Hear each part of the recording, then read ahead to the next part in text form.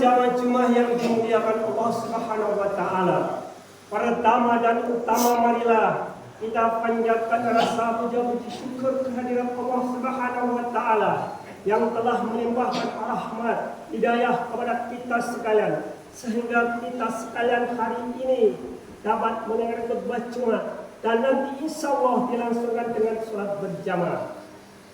Hadirin yang dimuliakan Allah Subhanahu wa taala, marilah kita senantiasa meningkatkan iman dan takwa kita kepada Allah Subhanahu wa taala, yaitu menjalankan segala perintah-perintahnya dan menjauhi segala yang dilarang oleh Allah Subhanahu wa taala. Agar tidak ada keuntungan yang lebih besar melebihi taat kita kepada Allah Subhanahu wa taala. Tidak ada kerugian yang lebih besar melebihi maksiat kita kepada Allah Subhanahu wa taala.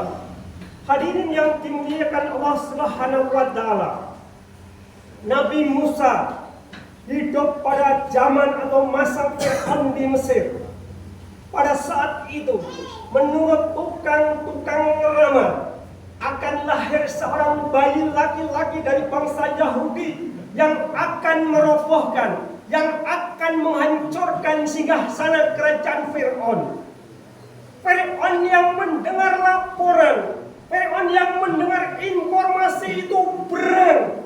Pada saat itu juga Fir'aun membuat undang-undang. Pada saat itu juga Fir'aun memberikan perintah agar membunuh setiap bayi laki-laki yang lahir dari kalangan suku bangsa Israel atau Yahudi. Musa dilahirkan oleh pasangan suami istri Imran dan Yohabat.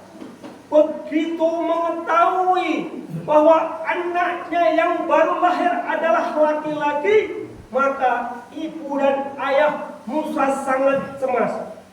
Ibu dan ayah Musa sangat khawatir akan keselamatan bayi kecil mungil yang sangat lucu. Akhirnya Allah Subhanahu wa taala memberikan ilham kepada ibu Musa supaya membuat peti yang tahan dengan air, lalu menghanyutkan Musa di dalam peti di sungai Nil. Kakak Musa yang sudah dewasa disuruh mengikuti ke mana arah peti itu hanyut.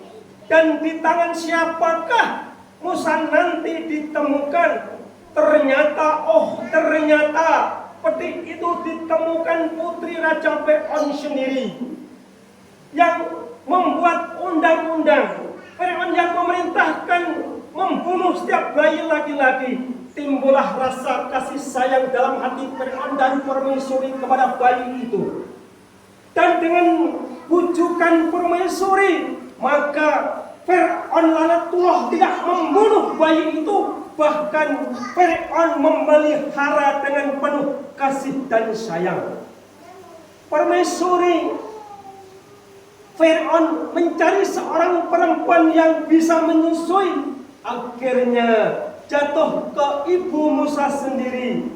Singkat cerita hadirin yang Allah Subhanahu wa taala, setelah dewasa Musa nampak cerdas, tangkas dan terengginas, serta peduli dan memperhatikan orang-orang yang lemah.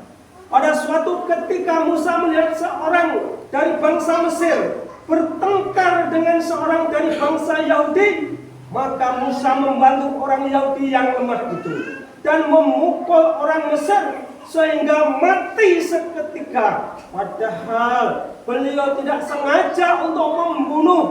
Untuk ini beliau Musa mohon ampun kepada Allah Subhanahu wa taala dan bertobat kepada Allah Subhanahu wa taala. Nabi Musa khawatir akan balas dendam dari bangsa Mesir. Nabi Musa pindah ke negeri Madyan dan di sana beliau membantu putri Nabi Shu'aib yang sedang mengambil air untuk ternak-ternaknya. Karena baik budinya, akhirnya Nabi Musa dinikahkan dengan seorang putri Nabi Shu'aib. Hadirin yang dimuliakan Allah Subhanahu wa taala, setelah beberapa waktu Musa tinggal di negeri Madyan, timbullah rasa rindu terhadap tanah kelahirannya. Rasa rindu terhadap kampung halamannya, rasa rindu terhadap keluarganya, maka Musa membawa istrinya menuju ke Mesir. Namun sesampainya di Bukit Atsor, Musa melihat ada sebuah api. Beliau mendekati api itu, dan di sanalah beliau mendapatkan wahyu yang pertama dari Allah Subhanahu wa Ta'ala sebagai seorang rasul.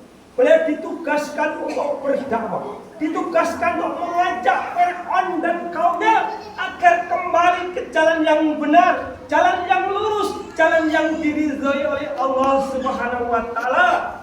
Musa diberi bekal mukjizat dan ditemani oleh saudaranya yaitu Nabi Harun alaihissalam. Beliau berjuang menghadap Fir'aun dan mengajak agar Fir'aun tidak mengaku sebagai Tuhan. Kemudian Musa membuktikan kerasulannya dengan mengeluarkan tongkatnya menjadi ular dan menarik tangannya dari dalam baju, lalu tampak cahaya putih sinar terang benderang. Fir'aun bertambah murka, bertambah sombong, bertambah iri, dengki dan benci. Fir'aun mengumpulkan tukang-tukang sihir untuk menakjubkan Nabi Musa. Tetapi sebaliknya hadirin yang dimuliakan Allah Subhanahu wa Ta'ala, tukang-tukang sihir itu takjub kepada Nabi Musa dan akhirnya ikut memeluk ajaran agama Nabi Musa. Fir'aun sangat murka, Fir'aun marah sekali, sehingga Musa dan pengikut-pengikutnya dikejar-kejar untuk ditangkap dan dibunuh. Nabi Musa dan pengikut-pengikutnya dapat melewati laut setelah tongkatnya dipukulkan ke laut. Lalu air laut membentang jadi jalan untuk dilewati Musa dan semua pengikut-pengikutnya. Dan mereka semua selamat sampai di seberang. Fir'aun dan semua pengikut-pengikutnya, semua pasukannya ikut menyeberang laut dan sampai di tengah-tengah laut. Air laut itu pun menutup kembali. Akhirnya hadirin yang dimuliakan Allah Subhanahu wa Ta'ala, tenggelamlah Fir'aun dan semua pengikut-pengikutnya. Maka tamatlah riwayat Fir'aun dan semua pasukan-pasukannya. Hadirin yang dimuliakan Allah Subhanahu wa Ta'ala, mungkin hanya di sini saja apa yang dapat kami sampaikan. Mudah-mudahan menambah keimanan dan ketakwaan kita kepada Allah Subhanahu wa Ta'ala. Allahu ahad, Allahu samad, lam yalid wa lam yulad, alam yakul lahu kufuwan ahad. Wa qul anta khairur rahim.